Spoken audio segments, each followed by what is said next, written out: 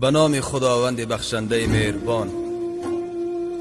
دوستانم، میدانم درد فراق سخت است.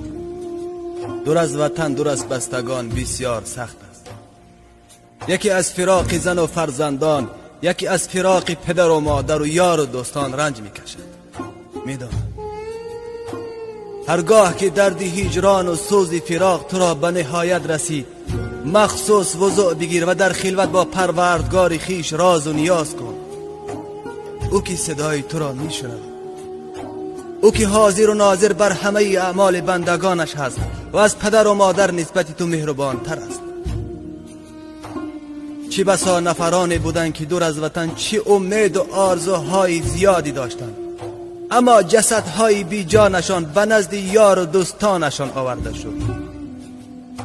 چه بسا نفرانی زیادی بی گناه زندانی شدند و چه بسا نفرانی زیادی صحت و سلامت رفتند، اما بیمار به نزد پدر و مادرشان آورده شد. دوستانم، پناه از این همه ناخوشی ها به سوی خداوندی خیش کنیم. وای بر روز کسانی که روی نیاز به سوی دیگری دارند. چه بسا نفرانی هم که از یاد خدا غافل شدند، خداوند را فراموش کردند، دست به شراب و دزدی و زنا زدند و با اعمال زشت و ناپسند خیش شیطان را از خودشان خوشحال کردند. پناه از آن روزی که بازیچه دست شیطان شد.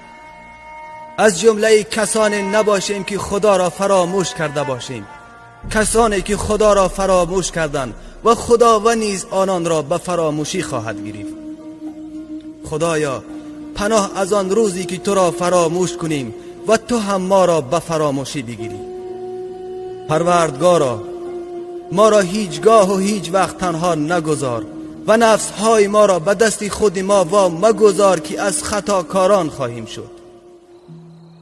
دوستانم، خداوند دعای غریب را میپذیرد.